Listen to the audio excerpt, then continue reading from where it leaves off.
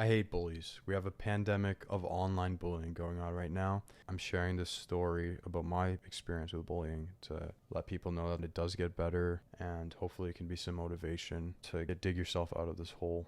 I'll be making another follow-up video where I explain what I would do to save myself and what I would do for my future kids to make sure that they don't go through the same situations. Also, I don't regret what happened to me because I know that I wouldn't be the same person that I am today. I feel like it's made me a much more hardworking person. It's also made me kinder, and it's also given me a thick skin in dealing with people insulting me. So we're going to start with elementary school. This is where it all began. When I was 8, I started to gain weight. I thought I was sad because I was fat. I was fat because I was sad. I was emotionally eating cookies, ice cream, chocolate, chips, pop, slushies. It made me feel good. It was comforting to have these things. My parents tried to sign me up for different sports. I was so introverted. I didn't want to do any of them. As I gained weight, my confidence plummeted. This was visible in how I started carrying myself. Poor posture, lack of eye contact, vocal clarity. People could sense this weakness in me and that I was starting to hate myself. And they came down hard. Initially, it was verbal, but it got worse over time as I got older. Even girls would bully me too. The insults were usually about my weight or my glasses or being bad at sports. They'd tell me to kill myself. They'd call me different types of slurs. Anything you can really think of. It would escalate as I got older to people kicking me, throwing things at my head, actual fights in recess. And I always stuck up for myself. But when you're alone and don't have anyone sticking up for you too, when you're against people that are bigger than you, because usually the bullies will pick on someone that's smaller. It's like, pick on someone your own size. They never pick on someone their own size. They always pick on someone that's smaller than them. And you stick up for yourself, and I think that's really important to do, but it doesn't necessarily stop the bullies unless you can actually beat them. And I didn't know how to fight. Standing up for myself was good for my soul. I was always a fighter. When someone insulted me, it light a fire. I would forget how scared I really was. But I didn't know how to fight, and I was alone, so it didn't matter. And I always had friends, by the way. And I hung out with them all the time. Projects in school, after class, sleepovers, things like that. And I appreciate them. But they weren't the type to get involved in these types of things. And sometimes they would get teased too, but they wouldn't egg it on by trying to fight back. The easier way would have been to just take the chirps and not try to go against it. But I couldn't do that. I couldn't let someone insult me. My mom, by the way, would try to talk to the teachers and things like that, and she'd always be there to support me and tell me how to deal with these bullies and give me some good insults. It was easy to get rid of the girls picking on me. She gave me some really good disses to tell them back, and they stopped quickly. Thanks, Mom. Most of the time, I'd sit on my desk with my head face down whenever I could. It was absolutely miserable. And the teachers would ask if I was okay. Some of the kids would ask me if I had depression. They just learned what it was when we were 13. I think there was a little assembly about it. And I always told them I was fine. But I was really struggling. I try to remember all the physical things that happened, but I don't remember the details. It's like my mind blocked it off really quick once elementary school passed. I do remember this one story in the change room at gym class. So I would always change in the bathroom stall because I was insecure about how I looked, right? And one day I was trying to be more brave, and I would do this thing where I take off one sleeve of the shirt and then I'd put the sleeve of the clean shirt on, and then I'd take off the neck of the shirt and put the clean shirt neck on, and then it was like I was always fully clothed, right? And I was trying to look as small as possible facing the wall while I was doing it, right?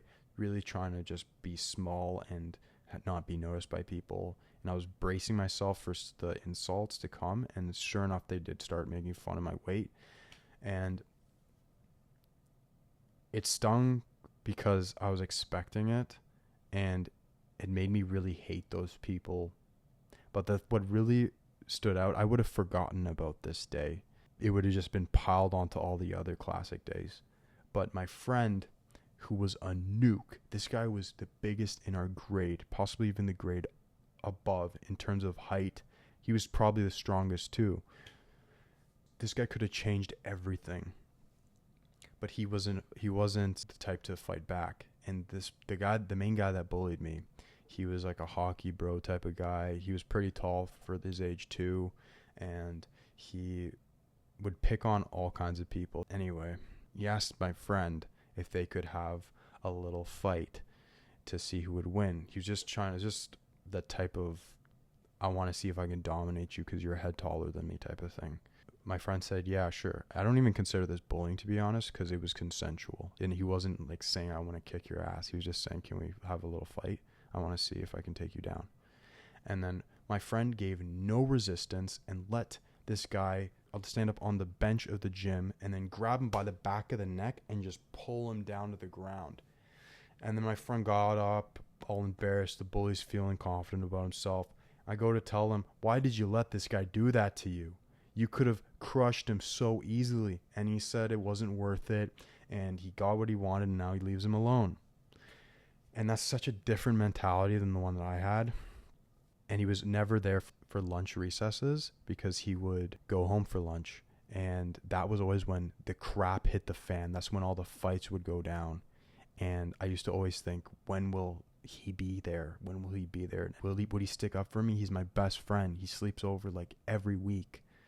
And then after that, I realized that there's no way that he would ever actually do anything to help me, because he wouldn't even help himself. To anyone that picked on me in elementary school, I want you to know that I forgive you, and I don't think you realize the damage that you did to me. You're probably trying to be funny a lot of the time. It probably also made you feel good to put me down, but also everyone laughing encouraged it, and it did really hurt. I did not want to live, and if I had to live, the only thing I really wanted to do was sleep my days away. So that's what I would do most of the time. I was trying to sleep. And now we're reaching high school, okay? And the summer before high school, I was so terrified. I thought the bullying was going to get so much worse. And I was telling my cousin, while we were watching the Boondocks, that I was scared they were going to punch me in the face. I was scared that they were going to throw my bag in the trash, things like that. And that's literally exactly what ended up happening to me. These kids hit puberty. By 14, they had beards. They were over 5'10", over 6 feet. I was like 5'4", didn't even have a mustache. The verbal abuse, like telling me to kill myself all the time, telling me how worthless and stupid I was. Why am I even alive? It was awful. Eventually, I snapped after one day at the cafeteria, and I decided to lose the weight at any cost. And I wouldn't let anyone touch me again. That was the only time I actually broke down and cried from what the bullies were doing to me and what was going on inside of my head. The coping methods were sleeping or watching anime or playing video games. Crying was like acknowledging how I was feeling on the inside. If my thoughts were just thoughts, they weren't really real. If I didn't cry, then they didn't truly win. If I didn't cry, then there was no physical proof of how broken I was. Like the next day, after all the death threats he told me if I ever came back there again, he told me he was going to kill me if after school, after he'd find me after class. My mom drove me home that day. But the day after it happened, I went and sat right back at the same table, right there in front of him. He gave me some death looks, but didn't do anything. I walked home that day too. Didn't mess with me. And the principal talked to him, and my mom had to tell off the principal because the principal was trying to say this is just boys being boys and that this was normal stuff. And what a load of garbage that is. So now we're in metamorphosis mode. I'm making changes so that this never happens to me again, right?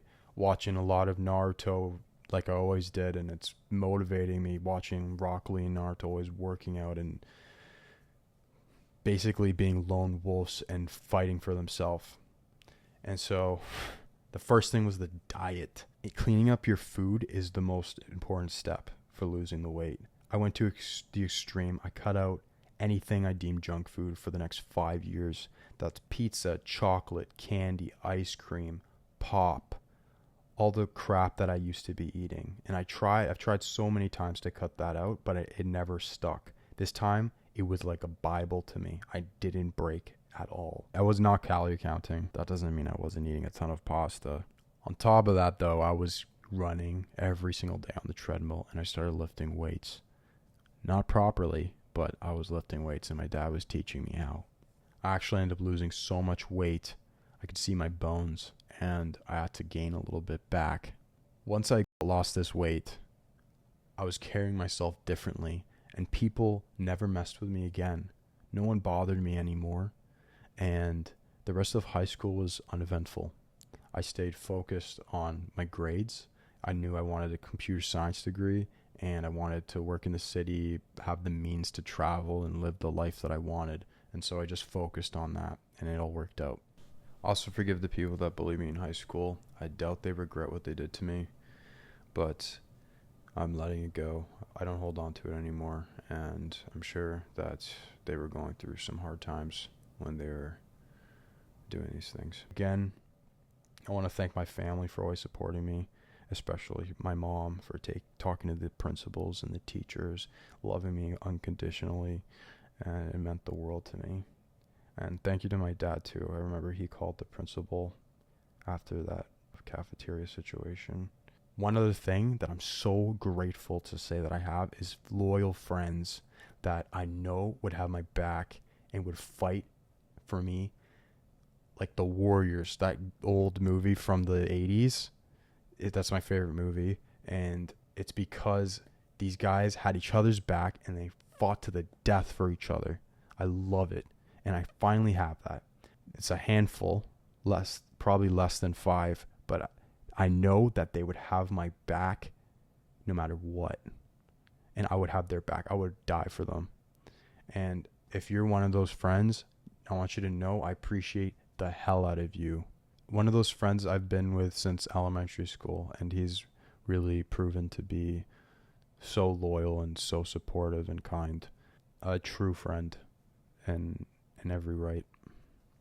So if you're going through a similar situation like the one that I described, or you're dealing with mental health struggles, because I know any type of terrible thoughts you might be having, I want you to know that you're not alone, and that I promise it gets better. So please hold on. And no matter what those people say to you, your life matters. I don't know you, but I care about you. You're important to me. Most people are good. They may not be doing anything to help you, but it's because they're dealing with their own issues and they aren't aware of your pain. Don't become hateful. You should have a core belief that people are innately good, even if you don't believe it. Tell yourself that you do. Please reach out to your parents or your teachers or your older siblings or your friends, or even just use this link that I'll put in the description. I'm not sponsored, by the way, to get a therapist to give you support while you're going through these struggles. I wish I had done it sooner. Also, remember that anyone that is putting someone else down is never doing better than the person they're hurting. They're insecure. They do not like themselves. The second word of advice I would give you is, once you have worked with a therapist, to at least give you the motivation to take steps forward in your life. Because I know it can be like you're underwater for years. You're numb. And you do not want to do anything. And that is why it's so key to have the therapist to help you at least have a straw so that you can breathe some air every once in a while.